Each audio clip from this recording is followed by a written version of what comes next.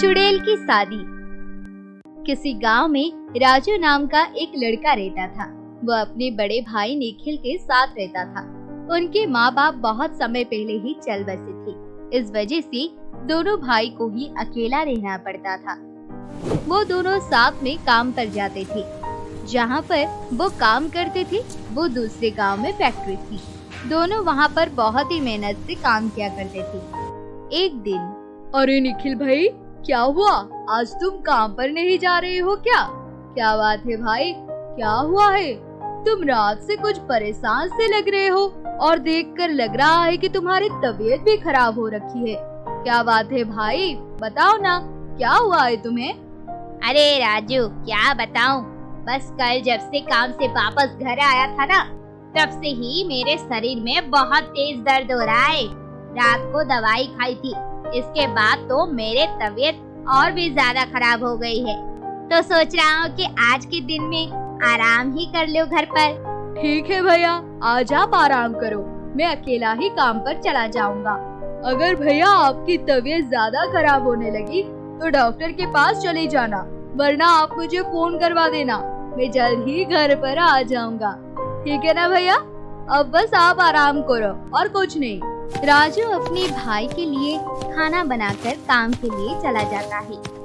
राजू बहुत मेहनत करता था, मगर उसका भाई निखिल बस किसी न किसी तरह से आराम करने के बारे में ही सोचता रहता था कि काम से कैसे बचा जाए, और उसी वजह से वो किसी न किसी दिन कोई न कोई बहाना बनाकर रहता था और घर में रुककर आराम करता और अपने भाई के पैसे से दारू पीता था।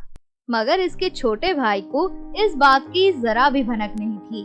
शाम को राजू जल्दी घर पर आ जाता है और अपने भाई के लिए खाना बना देता है। भैया उठो भैया, अब कैसी तबीयत है आपकी? भैया क्या हुआ? क्या आप दवाई लेकर नहीं आए हैं क्या? देखो, आपका शरीर कितना ज्यादा गर्म हो गया है और आपकी आंखें भी लाल हो गई है। चलो, मैं आपको डॉक्टर के पास ले चलता हूँ भैया। नहीं राजू, मैंने दवाई खा ली है, जल्द ही आराम पड़ जाएगा। तू मेरी फिक्र मत कर, जाकर खाना खा ले अब, और तू जाकर आराम कर अपने कमरे में। मैं बिल्कुल ही ठीक हूँ भाई, तू जा खाना खाकर सो जा, और वैसे भी कल जल्दी काम पर जाना है। दोनों अगले दिन जल्द ही काम के लिए निकल जाते हैं। राजू के ही फैक्ट्री के बाहर एक लड़की थी जिसका नाम नैना था। राजू उसे बहुत प्यार करता था और वो लड़की भी उसे बहुत प्यार करती थी। नैना फैक्ट्री के बाहर अपना एक छोटा सा चाय का स्टॉल लगाती थी और फैक्ट्री के मजदूर उस टी स्टॉल पर जाकर चाय पिया करते थे।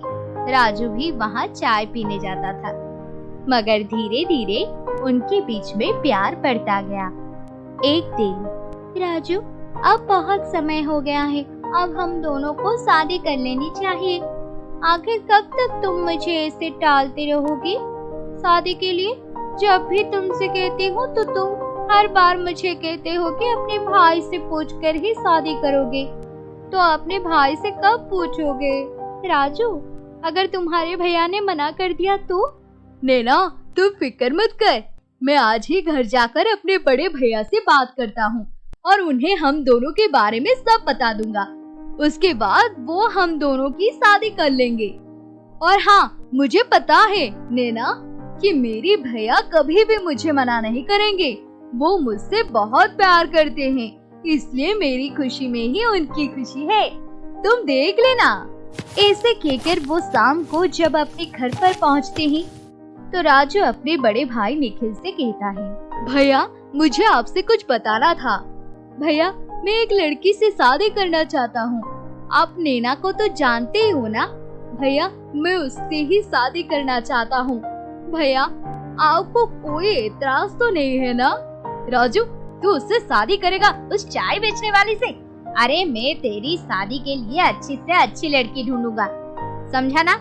इसलिए ये सब भूल जा राजू।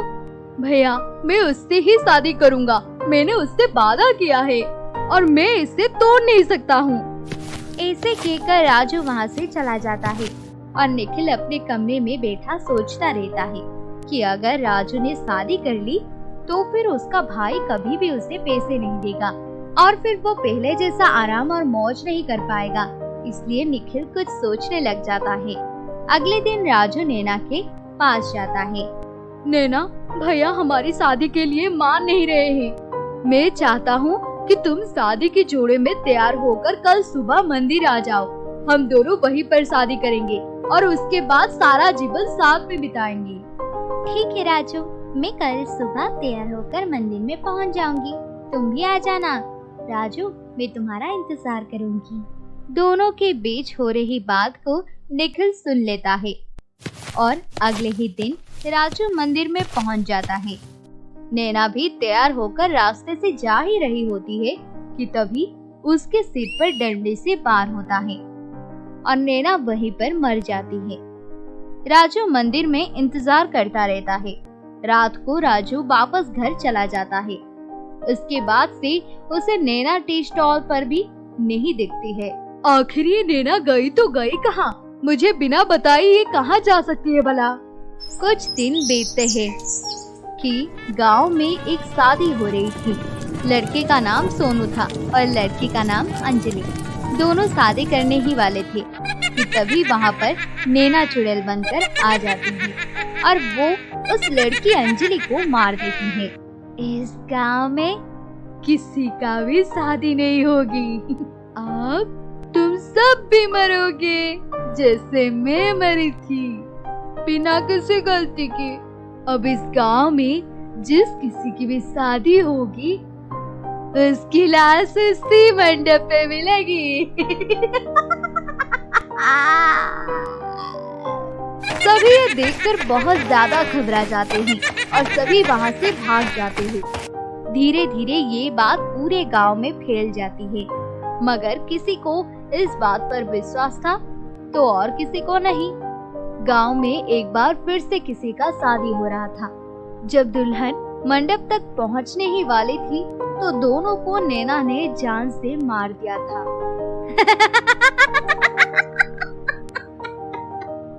क्यों?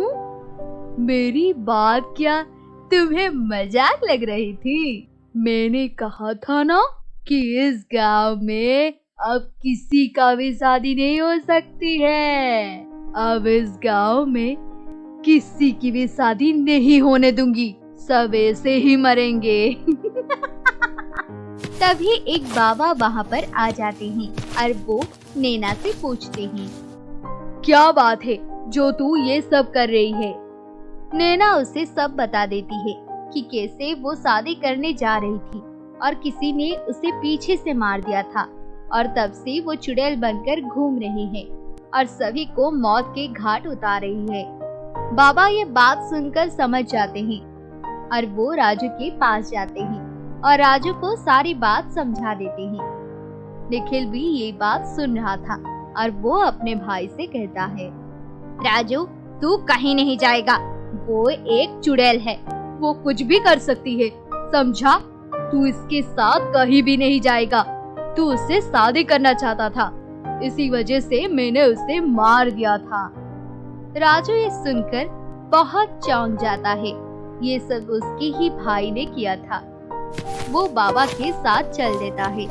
निखिल उसे बहुत रोकता है। नैना, मैं तुमसे माफी मांगना चाहता हूँ। ये सब मेरे भाई ने किया था।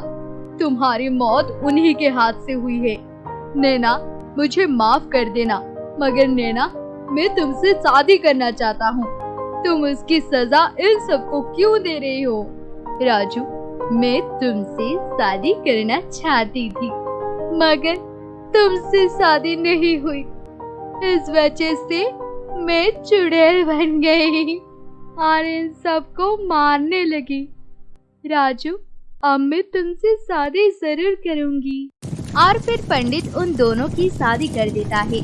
शादी पूरा होने की वजह से नैना की आत्मा को शांति मिल जाती है और वो हमेशा के लिए गायब हो जाती है। राजू अपने भाई को पुलिस के हवाले कर देता है और सब कुछ ठीक हो जाता है।